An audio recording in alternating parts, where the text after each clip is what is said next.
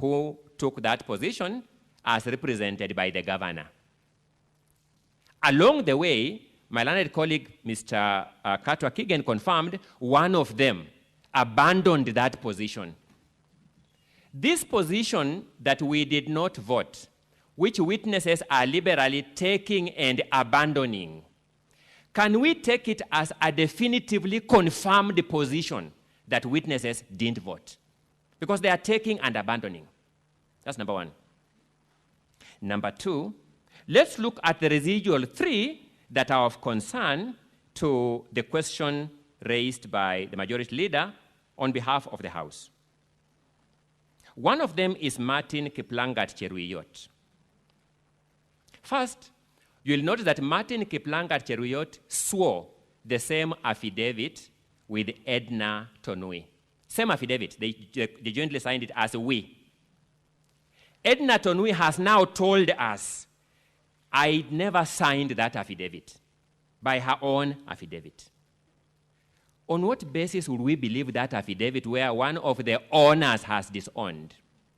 It is said, Mr. Speaker, sir, distinguished senators, that if the alligator came from the sea,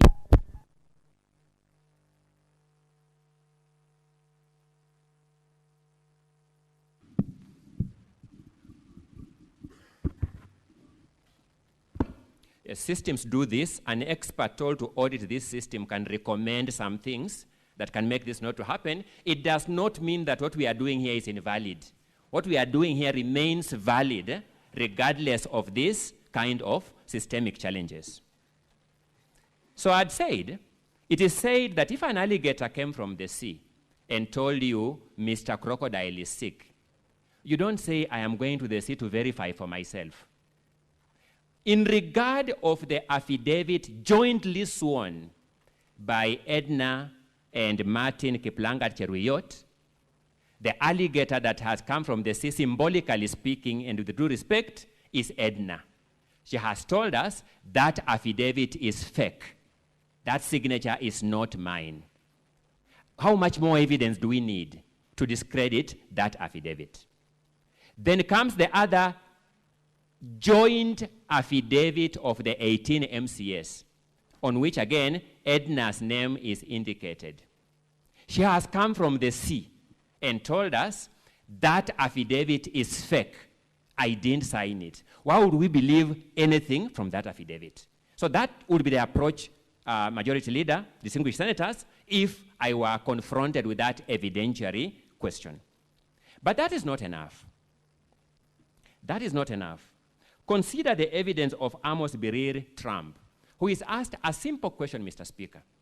This affidavit you claim to have signed jointly, the 18 of you, what time did you sign it?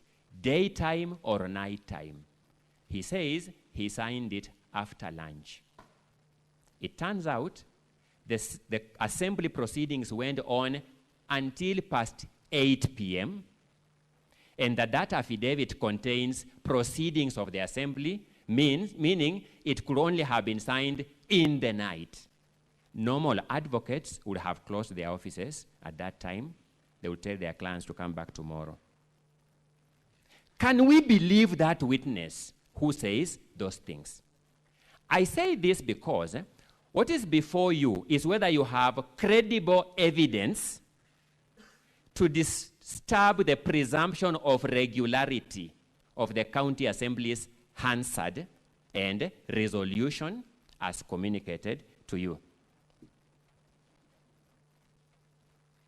Let's then look at this Amos Birir, the Trump.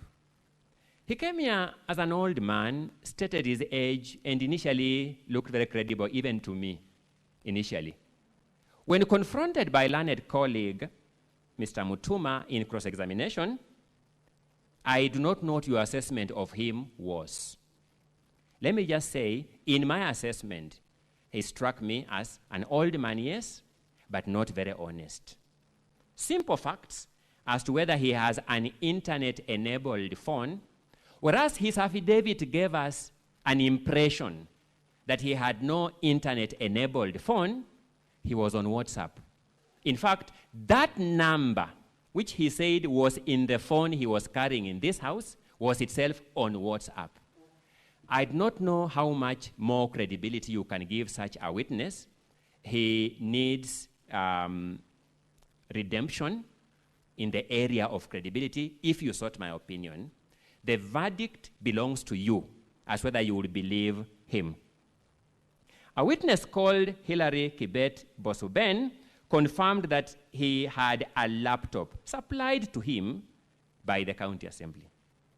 He confirmed to him that he used this integrated system. Remember, voting is just one of the components of this system, but this system discharges multiple other functions.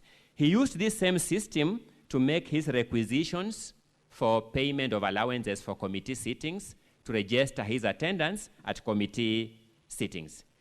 It's these same people who use this system to register their attendance in committee sittings who are saying they have never been trained on this system. Fortunately for us, none of them claim to be missing out on their sitting allowances because of this system. It's enabling them in their bread and butter matters. It is only when voting is concerned that they draw the line. I then pose the question, are these the people, distinguished senators, whom you will say that you believe them that they didn't vote? Because to disturb the verdict of this assembly, you must reach a conclusion that, in fact, these people did not vote for the motion. At that juncture, credibility becomes the most important question. As you consider this motion, distinguished senators, remember Joffrey Bet. Joffrey Bet appeared before you as a person living with a disability, a mobility-related disability. He poured his heart out to you. He told you, I have come before you as part of my healing process. He told you, this governor confronted me in a joint sitting of the CECs and COs.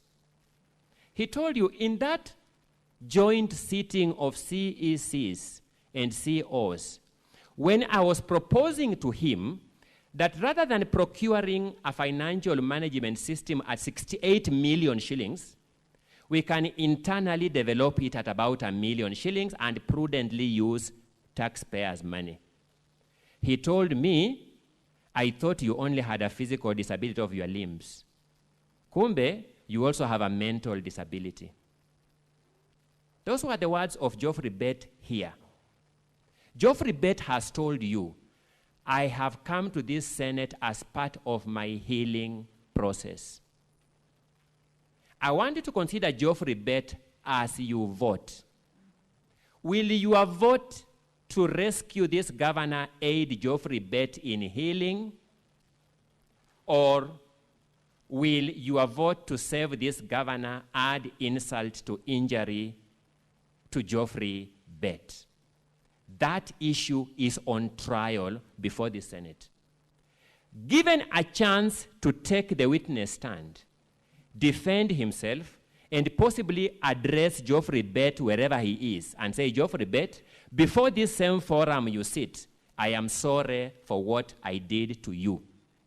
The governor has chosen not to take that stand. Allegations of financial impropriety, particulars of which were laid before you by various witnesses and documents, and which have been summarized by the learned counsel who came before me, are clear that Kericho County is hemorrhaging in loss of public funds. The governor had two opportunities. One, to get his concerned officers, CECs, COs, procurement officers, to swear affidavits and shed light on these matters. I invite you to reach a conclusion that the failure of the governor to call those witnesses to come before you and give account constitutes his shielding of those witnesses. A governor who shields witnesses who spend taxpayers' money, as we showed you on the Kipkelion housing saga, who shields his officers who spend money, as we showed you, in respect of the Londiani unfortunate accident victims, cannot claim it is not my act. He must take the ultimate responsibility, at least, for shielding those officers. Secondly, given a chance to come and take the witness stand and explain himself, because the evidence we have shows irrefutable evidence of hemorrhaging of public funds, he has declined to take the witness stand. I invite you to conclude that the act of the governor to refuse to take the witness stand, when the time there showed that the governor still had slightly over 30 minutes of his defense, is an act of arrogance on his part, not warranting any mercy from you. If you take all these factors into consideration, my invitation would be, you can only do one thing, the right thing: impeachment of this governor. The County Assembly of Kericho has done its part. The Hansard of this House, as a historical record, will document that. Fortunately for me, the check is still open for you to sign. The history book is still open for you to record your position in that history. The Hansard is still recording you. It will record your vote. Distinguished senators, how will history document you individually and collectively regarding the side of history you belong to? The side that dignifies Joffrey Bet, or the side that undignifies him?